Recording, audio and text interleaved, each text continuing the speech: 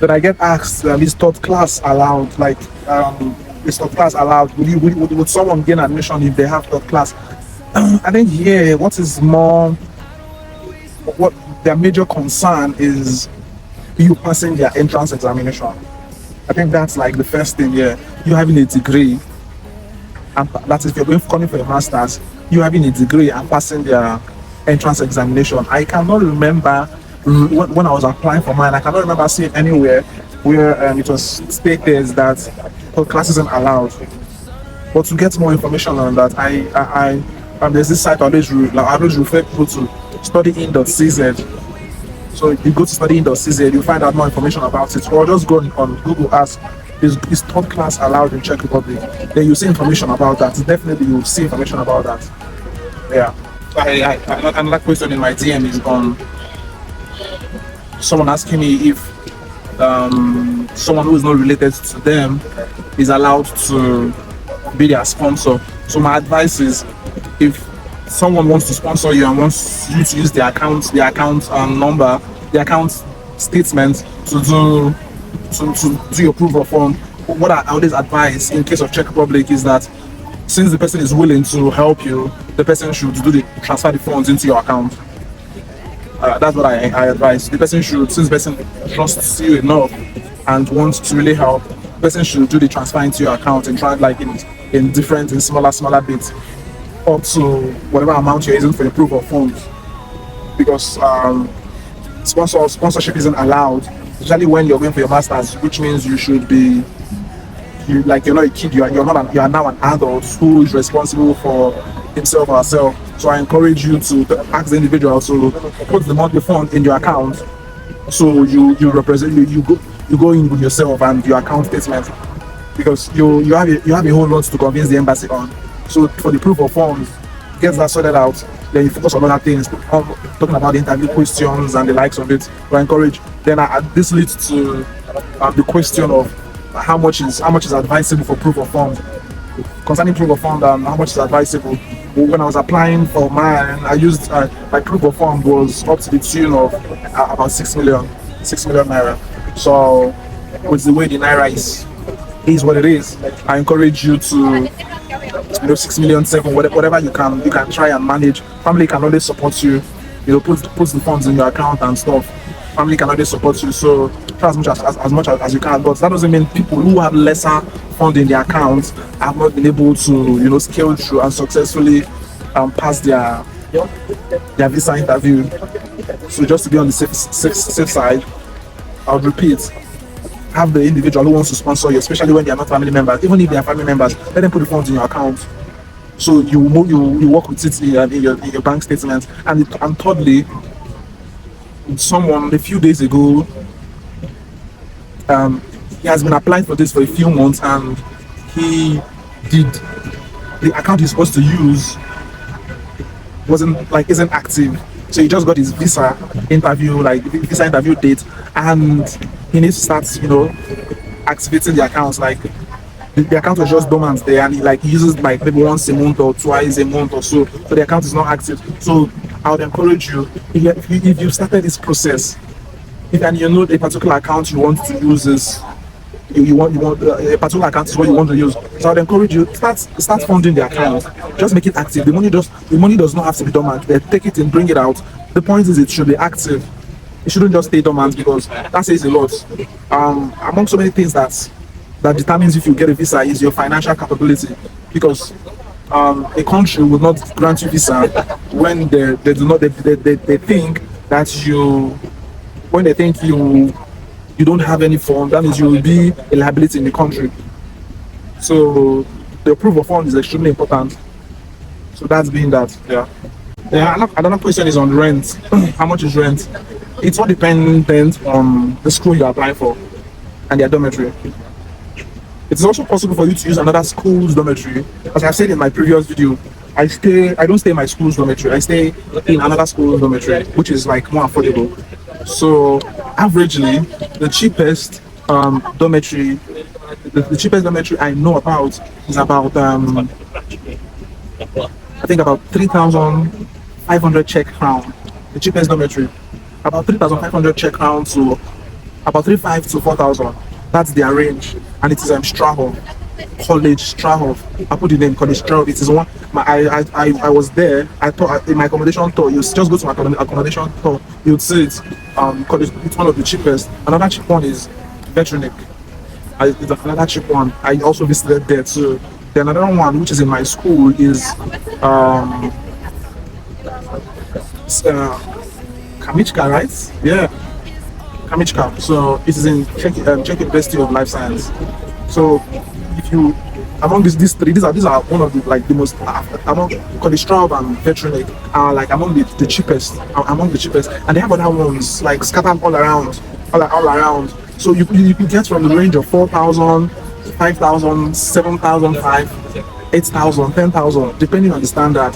Single room, double room, 3 in a room. It's all depending on the standard, self-contained. And for normal housing, I haven't been able to actually do an accommodation tour for normal 1 bedroom, 2 bedroom, 3 bedrooms.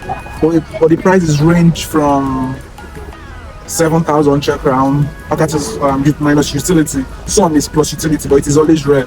You might see those ones outside towards the outskirts of town. 19,000, 20,000, 25,000. It all depends, as I said earlier, it's all dependent on the vicinity and how close it is.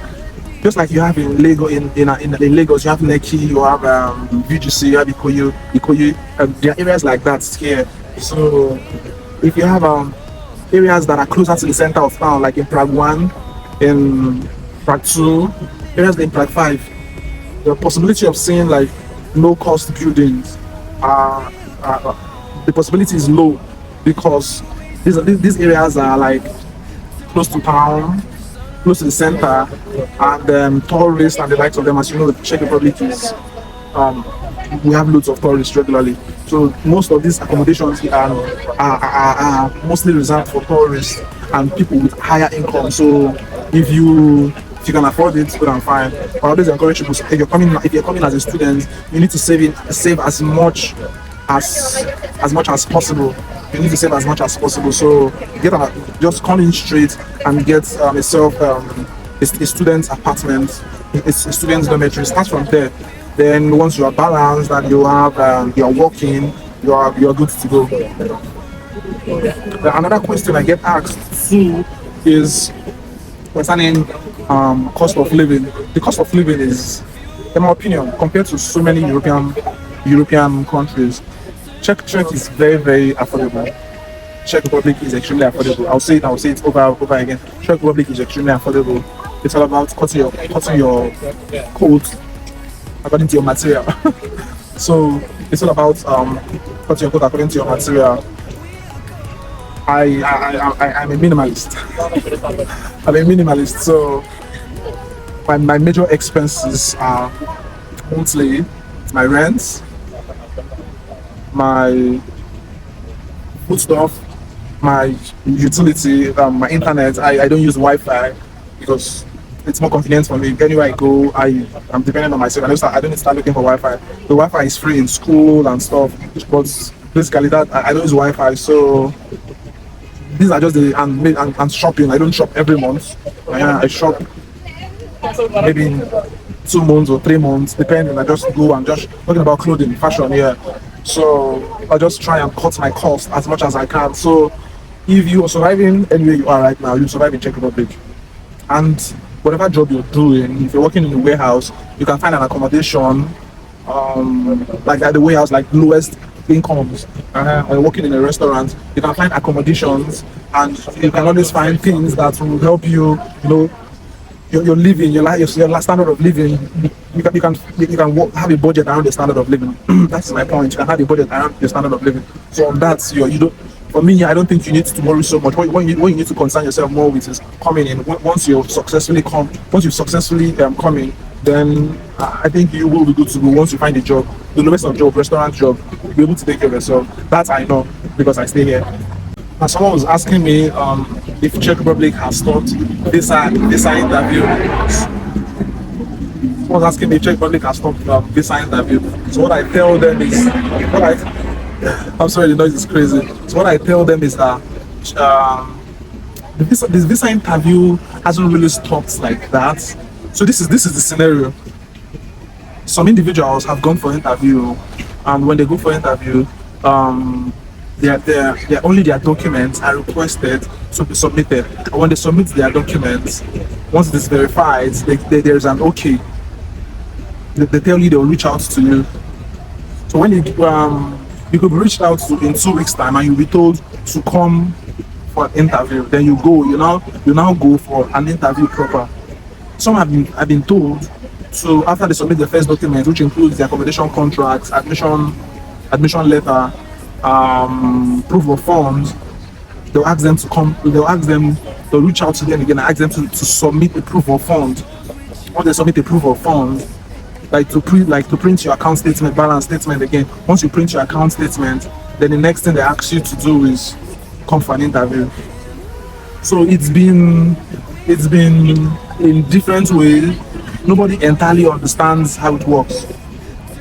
Nobody entirely understands how it works. So you might get lucky. You might get lucky and it might work for you in a different way. You might get lucky and it work for you in a different way. So I don't have the analysis to say this is how it works. This is the line. It's the take. This is what they are doing. Nobody has information about that. I don't have information about that.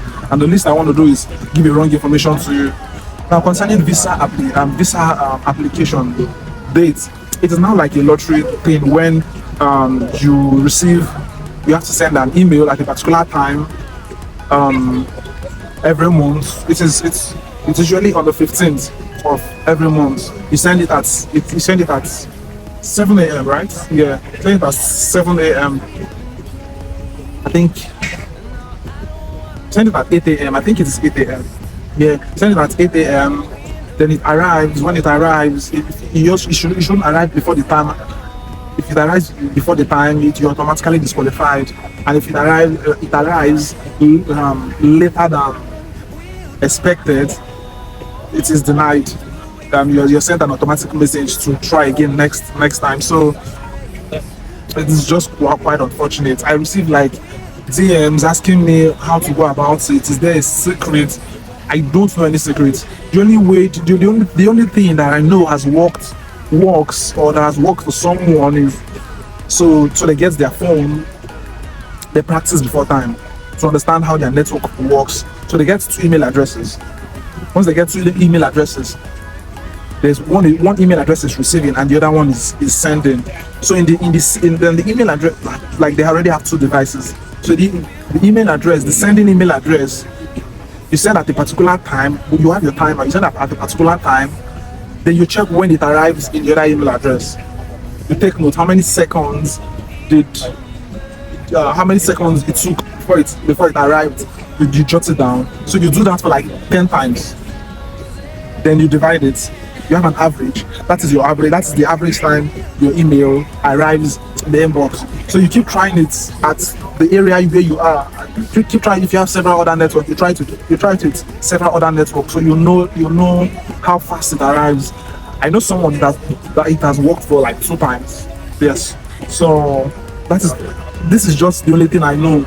You try it. It is just, how do I say it? It's just something you can try. Yes. So at least it gives you the idea that okay, I'm working towards something. So it's just something you can try. There is no other formula. If I tell you I have any other formula, I'm lying to you.